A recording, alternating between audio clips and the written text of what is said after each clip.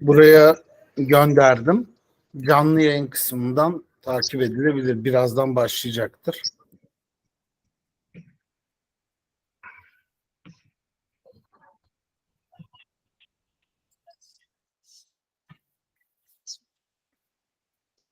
Merhabalar. Hoş geldin Doğukan. Merhabalar hocam, hoş bulduk. Kusura bakmayın birazcık geciktim. Önemli değil. Yaparsan, yayını paylaşırsan. Tabii ki. Şu an YouTube'dayız.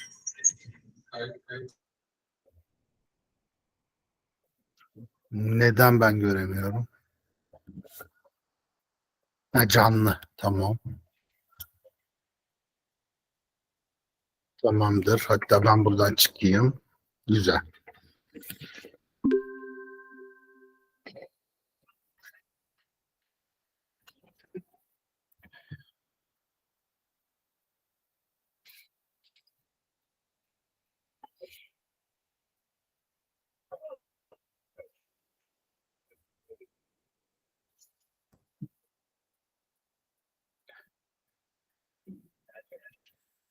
Başlayalım mı? Ne dersiniz?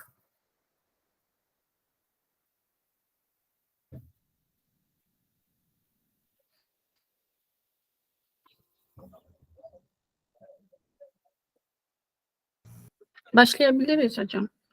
Tamam. Bence. Tamamdır. Let's start the next and last session of the Congress. If you prefer to talk in English for this session, because we have two English presentations, or the presentation in English, and we have two participants, and then the first participant, Evanilde Rofina from Mozambique.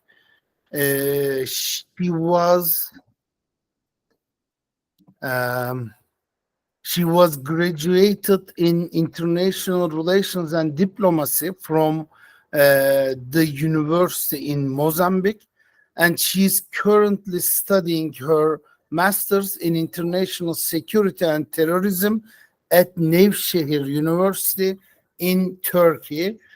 She's very interested in the areas of international security, climate change, and terrorism.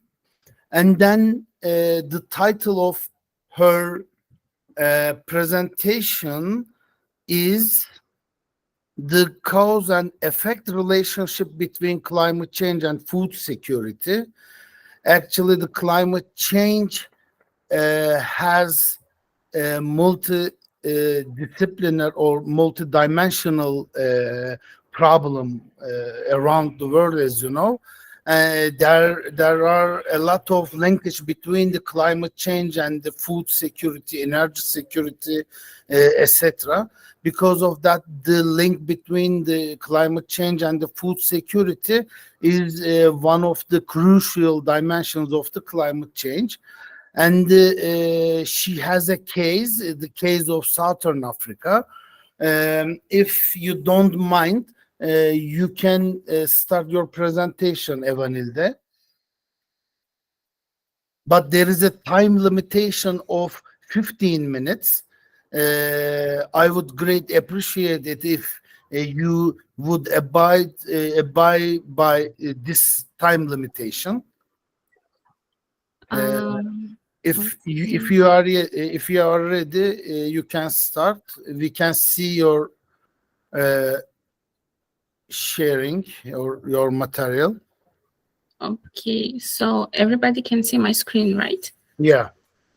And the video is also not stopping because I can only see these parts. I can't see if it's stopping or not. My apart from the PowerPoint presentation, my video is it ongoing? Okay. Thank you. So thank you so much for this opportunity, for the introduction, and for everybody that is here. I'm going to start my presentation on the cause and effect relationship between climate change and food security, taking the case of South Africa as the study case analysis. I'm going to do my best to finish it within 15 minutes. So basically, these are the contents of this presentation. We are going to make an introduction to the concepts of climate change, food security, and so on. But why talking about climate change? It has been widely explored. The climate change topic has been widely explored lately, and there has been a securitization of this topic, taking climate change related topics and bringing it to the international security area, not only for food security, but also in the political view, in conflict studies view, and so much more, which means that climate change has been winning more and more attention in the international arena, from researchers to politic decision makers too. Speaking about climate change, according to the United Nations Framework Convention on Climate Change, which is the main instrument on climate change internationally, is basically talking about changes of climate that are derived from the human activity. This is basically results from our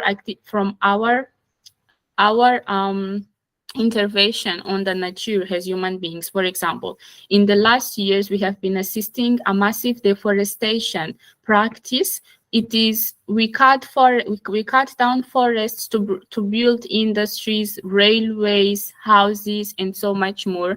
And this whole process has been contributing to the increase of the greenhouse gas emissions that leads to climate change. So to talk about the Southern African region is basically talk about the southernmost region in Africa, which is composed by 16 countries, and SADC, SADC, Southern African Development Community, is the international organization that represents this region. This region is a basic example that even though a country or a region has low contributions in the global greenhouse gas emissions, it can be a huge victim of the increase in these emissions. Why? Because in Southern Africa, there are low emissions of this gas that contributes to climate change, but it's internationally one of the regions that is more vulnerable to climate change, and it has been suffering the most from this phenomenon. But our topic is basically climate change effect on food security. What is food security? Food security is accepted as the capacity or ability of a certain state to ensure food availability and access to all of its citizens. So to talk about food security, we must we must pay attention to these four factors. The first one is availability, which is basically the overall availability of food within a country or in a market, or the market capacity to answer to the food demand. And also we have access that remains to both physical access and economic access to food.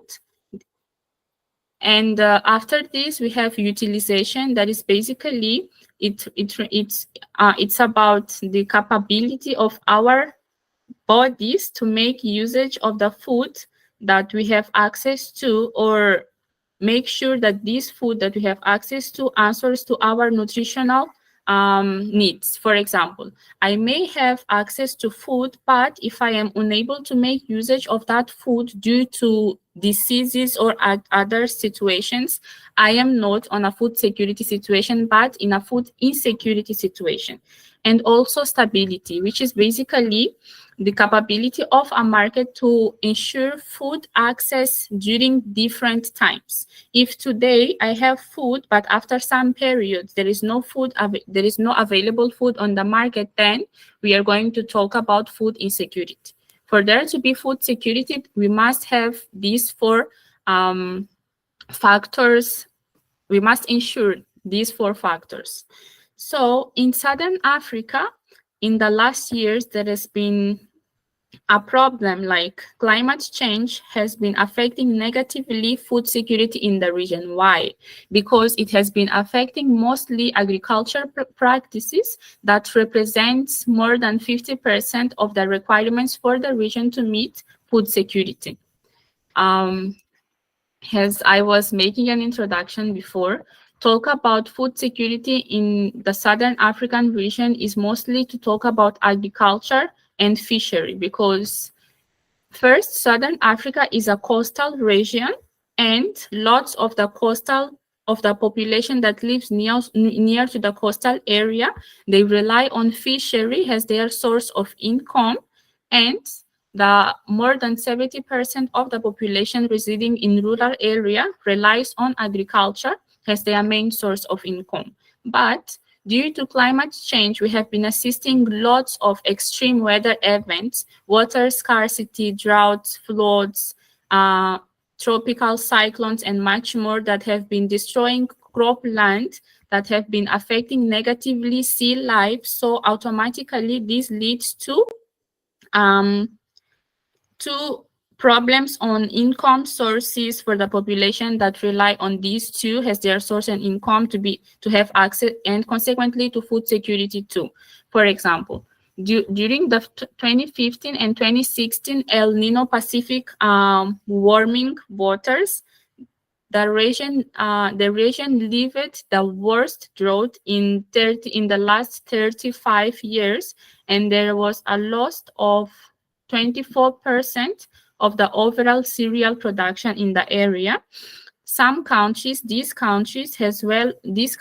declared national emergency situation due to food insecurity, and there has been 8 out of 9 provinces in South Africa that were responsible for 90% of the overall maize production. They also declared a national emergency situation because of climate change.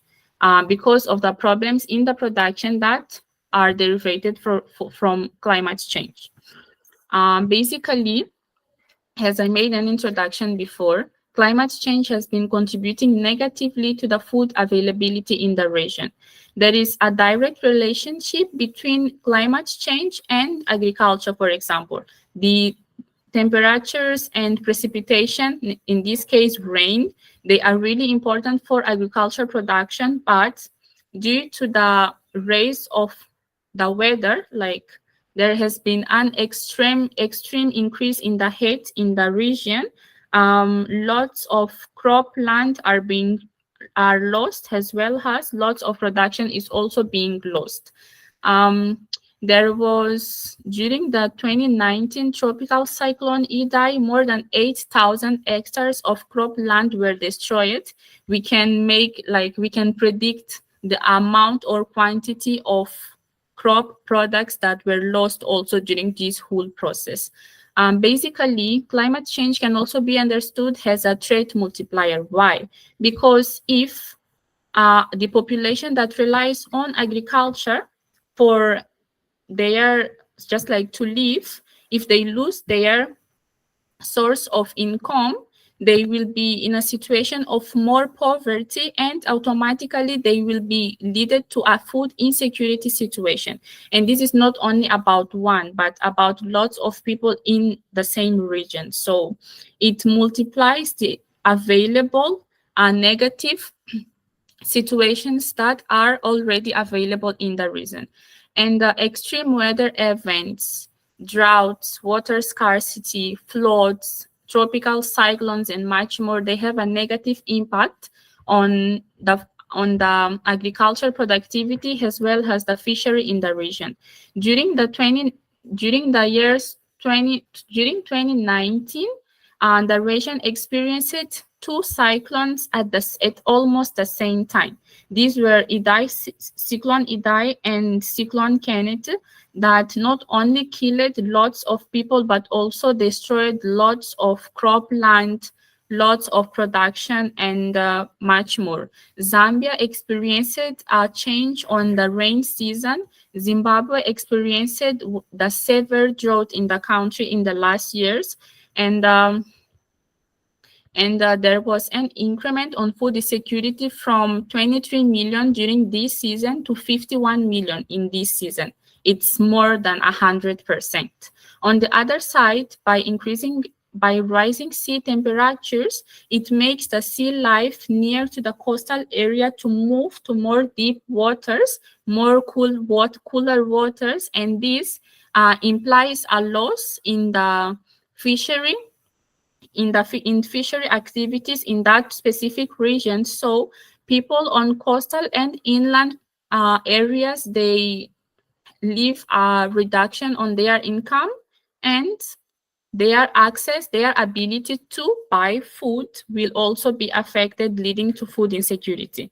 But as I explained it before, unfortunately, climate change has been having a very negative impact on food security in the region. And the countries of the region, they are aware of this. So what have they been doing to reduce or mitigate the effects of climate change on their food security?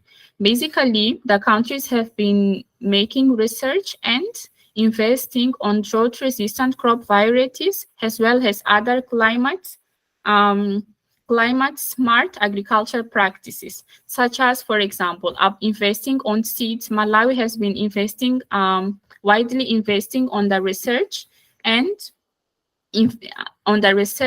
usage of drought-resistant seeds like maize, cassava, to ensure that even though the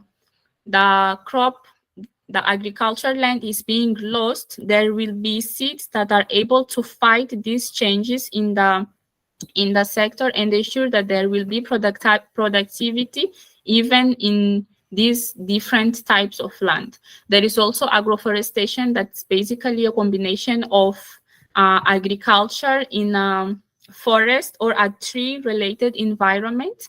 And the countries of the region, they have been investing a lot on these practices. There is afforestation and reforestation in Mozambique. Mozambique have been widely victim of cyclones, and during this time, erosion and lots of forests or trees are lost. So they are basically investing on creating new forests as well as replacing the ones that were lost during these extreme weather events. On the other side, we have community-based adaptation projects in Tanzania that consist basically on community education on climate change, as well as teaching them how can they keep on practicing agriculture in a more environment-friendly way, like rotation of cultures, using organic fertilizers, and much more, as well as low investment losses going to this production. On the other side, we have the African Development Bank that has been providing financial aid to local farmers for them to invest on irrigation systems and other mechanisms that will reduce their dependence on traditional means, making it possible for them to keep producing and adjusting to these climate changes. The World Food Program has basically given more help during emergency situations, like when a cyclone or a climate hazard happens. In that emergency situation, they provide for the population whatever they need to adjust and keep on moving with their life. So basically, by investing on climate smart policies, the countries aim to mitigate climate change and ensure food security in the region. The usage of renewable energy, conservation, agriculture, agroforestry, and other techniques are being widely explored by the countries of the region. On the other side, when it comes to fishery, resilient fishery management, such as, for example, seasonal closure of fishery areas. There is a certain time that is forbidden to do fishery. There are certain spaces that during a certain time they restrict the fishery quantity and things like that to make sure that they will have time to reproduce, grow, and there won't be a scarcity or an overfishing in that region. At the same time, they have been investing in capacity building and trainings to local communities to raise their awareness on how they can fight climate change. I'm almost done. Hocam birazdan bitiririm. So when it comes to case studies and success stories of climate-related mitigation policies, we have the building climate resilient of smallholders farming in Mozambique. These basically helped not only to raise the awareness of the population on climate change, but also to teach them how they can keep producing, but in a sustainable way. For example, what is the importance of rotation of cultures, using organic fertilizers, and other sustainable ways of keep doing agriculture. So there is also this project, Climate Resilient Zero Budget Natural Farming, that taught local communities in Zimbabwe how to practice agriculture with less investment, like still using the traditional ways of agriculture, reducing their need of buying modern mechanisms or irrigation systems to provide support on the agricultural practices by low costs, but keep on practicing agriculture and ensuring productivity even though there is climate change. There is also Southern Africa's marine protected areas, as I explained it before here. In the fisheries management implementation systems, they have been created areas that is restricted or forbidden to do fishery during specific times to ensure the reproduction and development or growth of sea life in that regions. There is Mozambique Sustainable Fishery Initiatives, as well as the countries they have been collaborating on illegal fishing, sharing information and other things that are relevant to protect fishery during specific seasons, as well as they have also been sharing information on climate-friendly agriculture practices as well. So basically, extreme weather events, they have been having a negative impact in agriculture and fishery in the Southern African region. And these two factors, agriculture and fishery, they are the keys to achieve food security in the region. But luckily, the states, the governments individually and also in the international arena, they have been investing and developing more knowledge on how to mitigate climate change effects on food security. So that they would adjust and keep on ensuring that there is food security for its citizens in the region.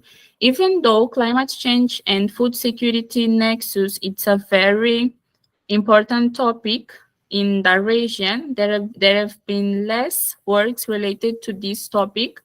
So further research on this topic will be welcomed. This is a kind of an invitation for the students, the teachers here, maybe to explore more this topic in the future.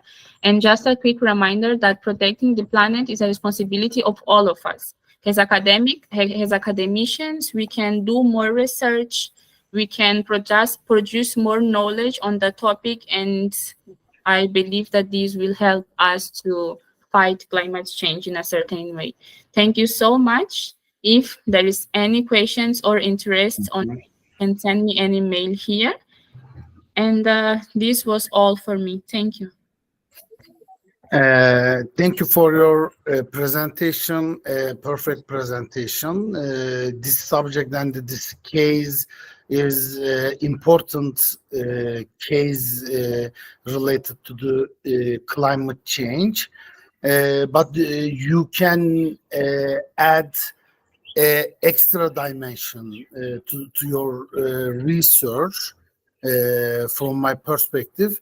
If you know there is already a water scarcity and the water sharing problem or accessing problem in Southern African Development Community region, and then the climate change directly affect the water resources. Because of that, you can create a framework with 3 dimensions: climate change, water problem, and the food security. Actually, this was the good research. Congratulations. And then now let's pass the other presentation and the participant. He's Doğukan ÇETİNER.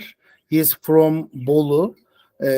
He's my student. He's graduated in International Relations Department from Bolu Abant İzzet Baysal University. And at the same time, he's a researcher in the climate change and energy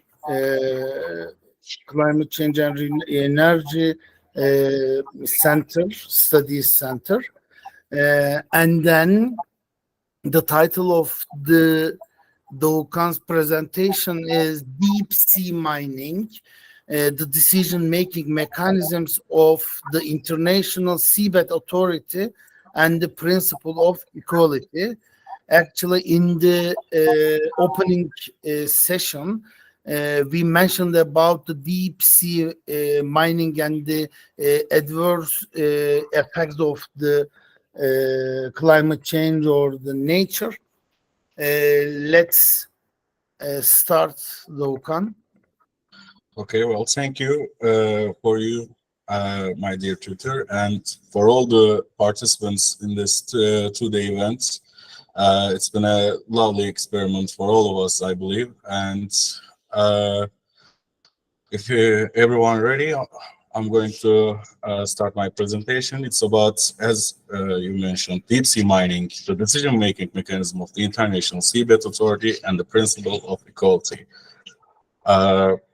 First of all, as you can see on the left side, there's the little sketch of the process of deep sea mining. As you can see, there's a mining vessel and the self-propelled miner and the gadgets in the middle. So this is how the deep sea mining is.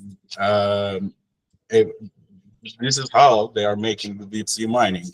And if I mentioned my presentation's content, it includes the definition of the climate change, because it is the necessity, in my perspective, and the tackling climate change globally, the link between climate change and the deep sea mining and the International Seabed Authority, criticism towards the decision-making mechanism of the International Seabed Authority, and the conclusion.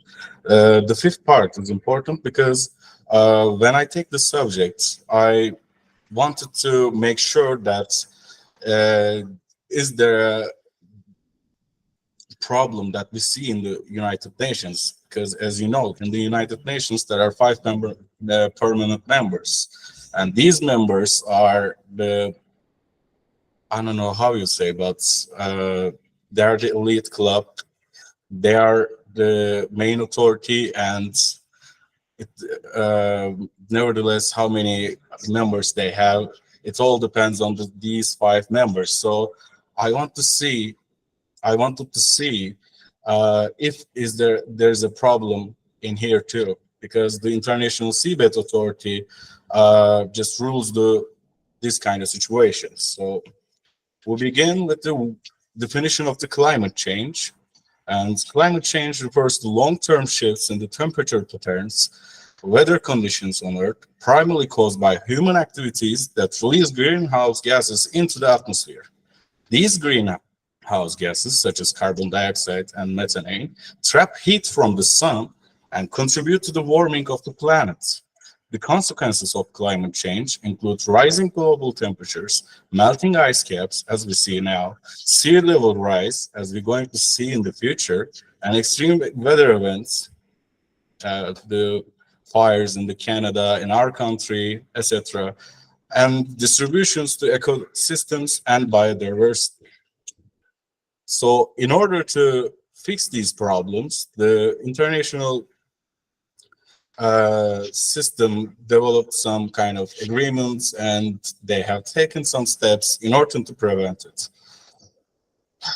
As I said earlier, in response to the urgent need to address climate change, various steps have been taken at the international level to prevent further environmental degradation and mitigate the impacts of the climate change. These are, as you can see here, there are the Rio Agreement, which is the first one, Kyoto Protocol, and finally the Paris Agreement. I'm going to explain them briefly.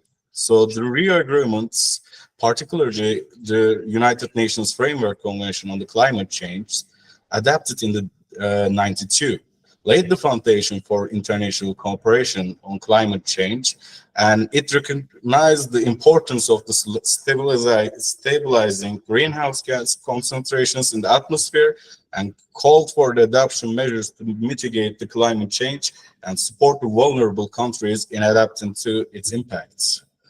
The second, Kyoto, it is a significant milestone, which adapted in 1997. It established binding targets for industrial countries to reduce their greenhouse gas emissions, and it also introduced mechanisms such as emission trading and the clean development, which discussed a previous session, which was a lively presentation. So the protocol played a significant role in shaping international climate policy and promoting global cooperation in addressing the climate change. So the last one, the Paris Agreement, these previous agreements and protocols provided important groundwork and set the stage for subsequent developments, including this Paris Agreement.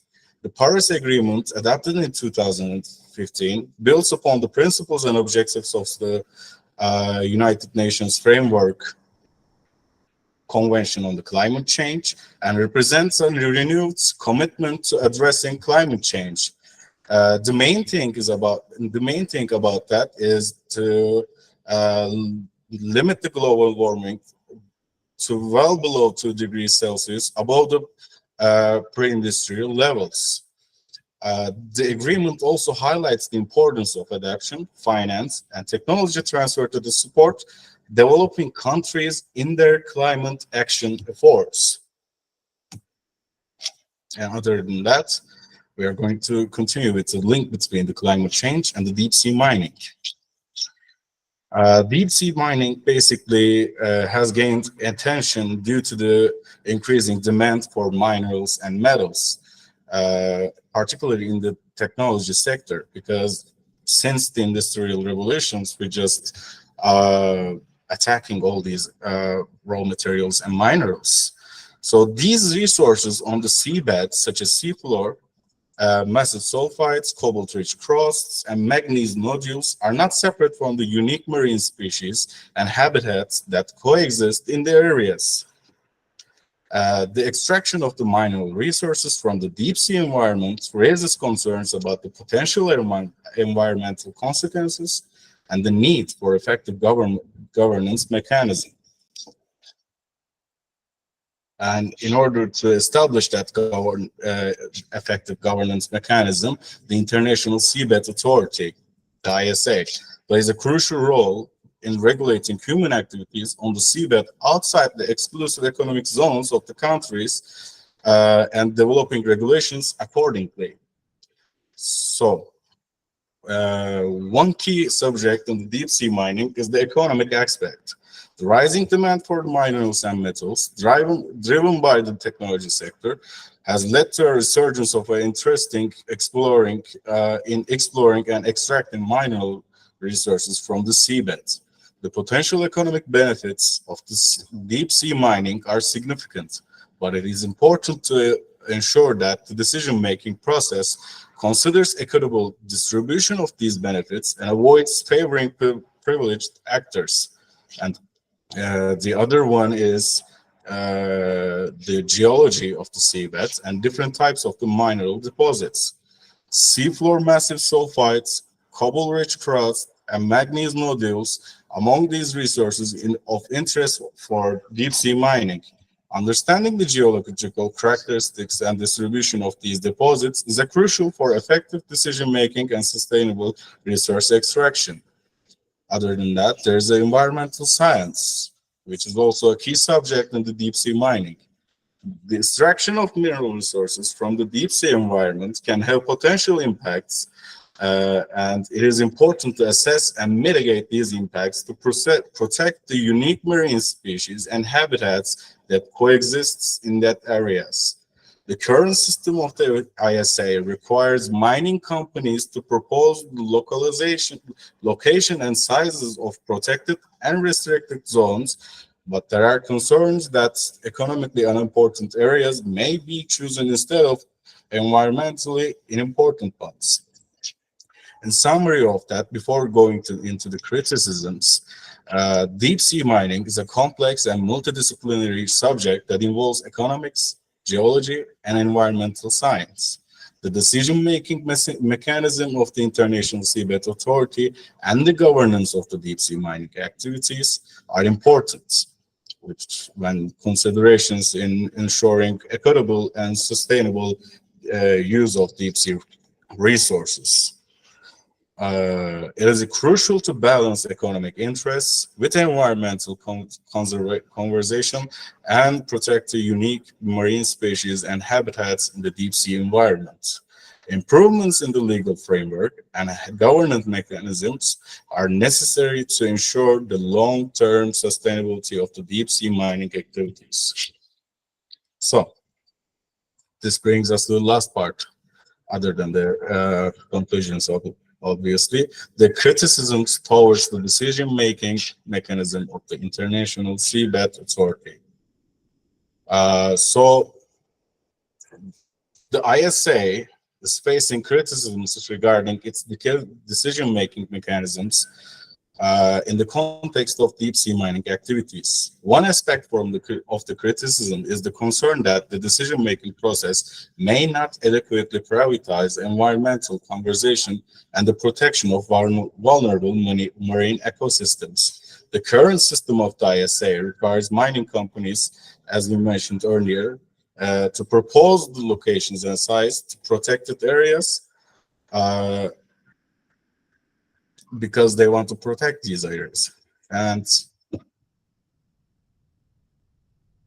these criticisms regarding the decision-making mechanism of the ISA and whether it is shaped in accordance with the principle of equity and for the benefits of all humanity, or if it is favors privileged actors. Another criticism is that related to the lack of transparency and inclusivity in the decision-making process of the ISA.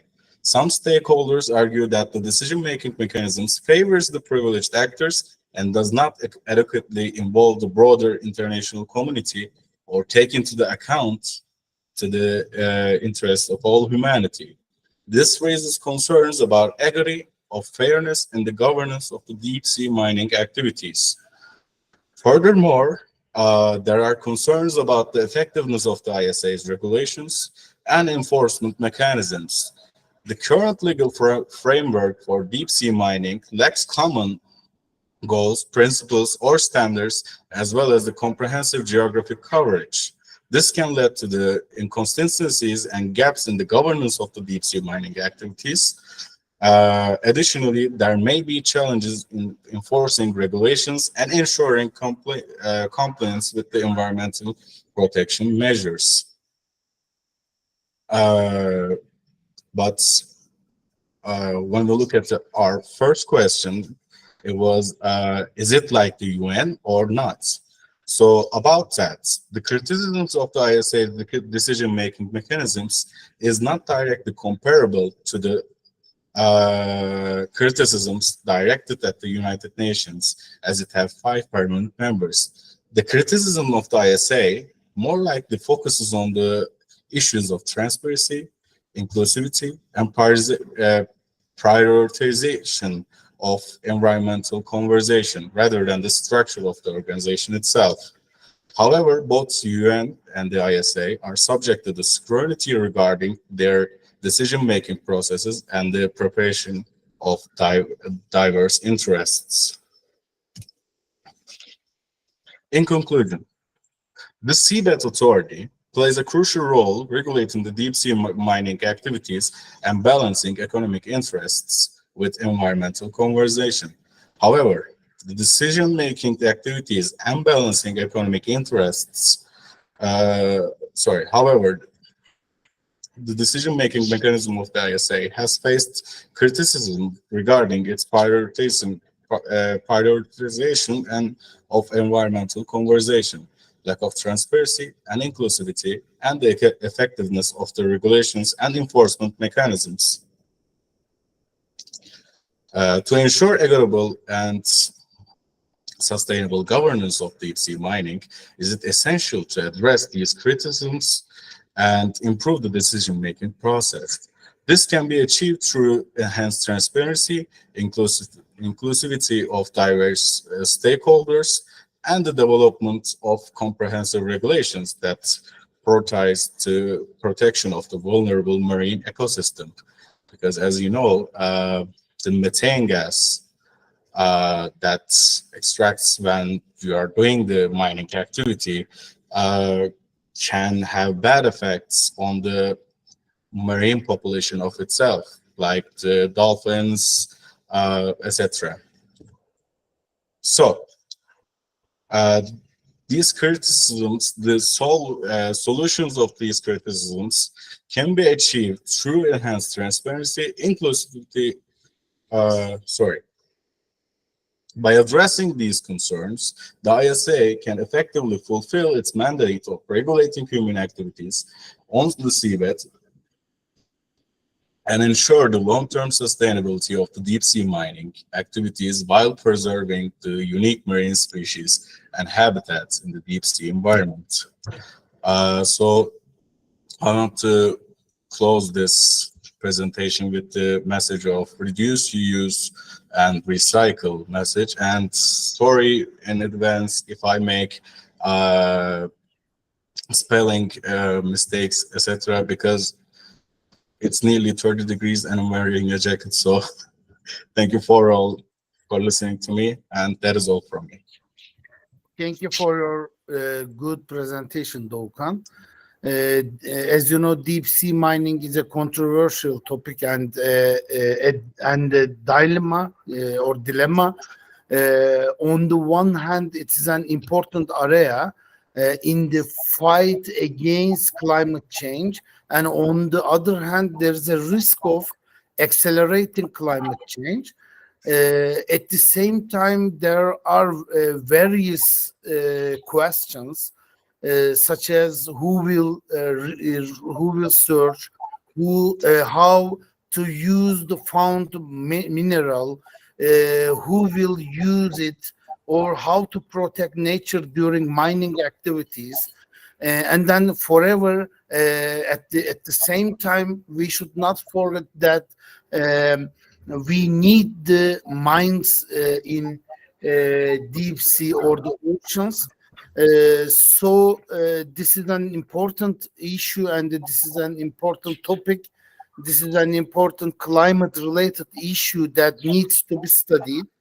Because of that, thank you for your good and crucial subject and the presentation. Let's pass the conclusion part or the discussion part, if it is okay for everyone. If there is a question about the two presentations, you can ask. Is there any question?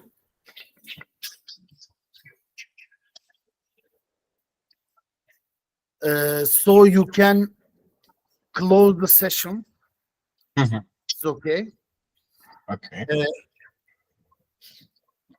We just have to remind one or two things. First of all, thank you in my parts for all of you to make this happen. And please don't forget to follow the JET Center's social media accounts. We are doing daily posts on the for the future activities. Yeah, for sure. And please, we have a forum that in order to collect the data, Evaluation form. Yeah, to use in the future activities for us to develop ourselves and make a better activities in the future. So I'm going to drop a link in the chat in a second. So don't forget to do that. And thanks. Thank you for listening. İsterseniz bu arada artık son session'ımızı da böylece bitirdik. İsterseniz kapanışı da beraber bir şekilde yapalım ve böylece kongremizi de bitirelim. Fatih Hocam, istersen beraber bir kapanışımızı da gerçekleştirelim. Tabii ki. Ali de burada galiba. Şimdi biz tabii ki benim account'um var. Niye böyle çıkıyor? Ses nereden? Doğukan. Herhalde biraz daha iyi. Öncelikle bütün katılımcılara teşekkür ediyorum ben. Gerçekten 2 gün boyunca 2 webinar artı bütün sunumlar olmak üzere son derece iyi sunumlar yapıldı. Bence önemli bir akademik etkinlik olduğunu düşünüyorum. Örneğin keyifle izledik. Bizden önceki birazcık da uzun süren ama oldukça iyi bir konular da çok iyiydi. Belli ki önemli araştırmaların sonuçları bunlar. O yüzden ben teşekkür ediyorum. Sizlerle çok anlamlı oldu bu kongre. Size açılış konuşmasında söylediğim gibi bir WhatsApp grubu oluşturduk. Bunun oluşturmamızın sebebi birincisi bu tür etkinliklerimize katılan insanlar belli ki bu konulara odaklanıyorlar. O yüzden bir network oluşturmak istiyoruz. Biz interdisipliner çalışılması gerektiğini düşünüyoruz bu konuların. O yüzden de biz ne kadar fazla uzmanı ya da uzman adayını ya da bu konuda çalışmak isteyen öğrencilerimizi bir araya getirirsek karşılıklı etkileşimimizin o kadar iyi olacağını düşünüyoruz. Bunun dışında da sizlere gelecek organizasyonlarımızı ya da sizin önerileriniz olabilir, eleştirileriniz, önerileriniz, katkılarınız, bunlar için bu platformu kullanacağız. Umarım daha da artarak, daha da her etkinliğimizi biraz daha arttırarak devam edeceğiz. Fatih Hocam, sen neler söylersin? Evet hocam, teşekkür ederim. Gerçekten çok keyifli ve bilgilendirici bir kongreydi.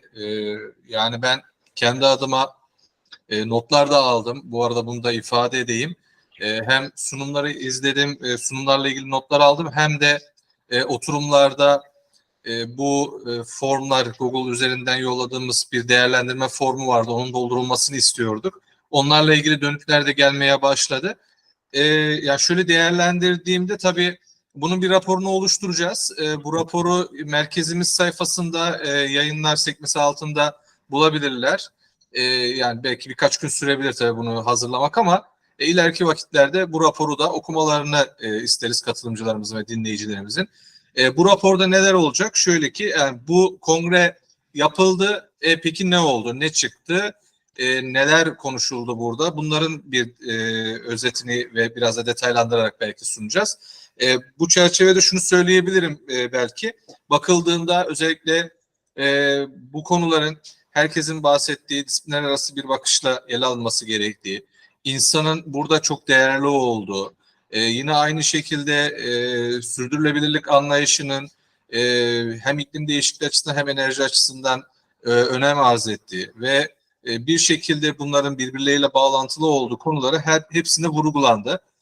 Özellikle bakıldığında yine bu konular çerçevesinde hala belli bağlamlarda eksikliklerin olduğu ve bunların tamamlanması gerektiği. Yani eğitim bağlamında da olsun, işte veya diğer sağlık, iktisat veya uluslararası ilişkiler bağlamında da Bunlar vurgulandı. Bunları tabii toparlayıp güzel bir rapor haline getireceğiz. Bunu da merkezimiz sayfasında yayınladığımızda herkes ulaşabilir olacaktır. Aynı zamanda bir şeyden daha bahsedeyim hocam. Bunun sonucunda da lütfen tam metinlerinizi hazırlayın. Çünkü bir ISBN ile bir e-book şeklinde bazılarını ise yine bünyemizde kurduğumuz dergi çerçevesinde mutlaka değerlendireceğiz. Yayınlanması önemli. Yani çünkü önemli araştırmaların olduğunu düşünüyoruz. Aynı zamanda biz tabii kendimiz de akademisyen olduğumuz için bu tür seviyelerde özellikle yüksek lisans ve doktora öğrencilerimiz için yayınların önemli olduğunu düşünüyoruz biz. O yüzden bunu da söyleyelim. Bu yayın için de bir deadline koyacağız tabii ki. Yani tam metinler için. Bu tam metinleri onu da size yine WhatsApp gruplarından ve e-mailden göndeririz. O döneme kadar bu şeyleri de bekliyoruz. Onu da bir arada söyleyeyim istedim. Bir de şeyi de söyleyelim hocam. Bu sürdürülebilir fikirler adı altında bir programımız var. Yine internet sayfamızdan ve YouTube hesabımızdan oralara ulaşabilirsiniz. Bu kongrenin de yine bir değerlendirmesini orada İlhan hocamla ilk bölümde yapacağız. Yapalım. İlk bölümde yapacağız, evet. Oradan da yine hem bundan sonraki süreçleri hem de bu kongreyle ilgili değerlendirmemize yine oradan ulaşabilirsiniz. Söyleyeceklerimiz bu kadar. Gayet güzel ve deneyimlerle dolu ve bilgilendirici bir kongre oldu. Ben bu çerçevede hem merkez adına tüm katkıda bulunan arkadaşlarım, hocalarımı hem de sunumlarıyla dinleyerek ve soru sorarak katkıda bulunan tüm dinleyicilerimize ve katılımcılarımıza teşekkür ediyorum. Hocam bu arada Evanilde bir söz almak istiyormuş. Seni dinliyoruz. Tamam. Teşekkür ederim hocam. Aslında bir sorunum var. Yani yüksek lisans öğrenci olarak üniversiteye önemli olduğu için soruyorum. Bu konferanstan bir katılım sertifikası gibi bir şey olacak mı? Tabii ki, tabii ki. Biz şimdi imzalayıp sizin e-mail adreslerinize göndereceğiz. O da birkaç gün sürebilir. Endişe etmeyin. Mutlaka katılım sertifikası gelecek. Tamam, çok teşekkür ederim. Rica ediyorum. Başka sorusu ya da katkıda bulunmak isteyen negatif, pozitif sonuç itibariyle eleştirileri olan, yani sonuç olarak bir sonraki etkinliğimiz için bunları da değerlendirebiliriz. Var mı bir söz almak isteyen acaba?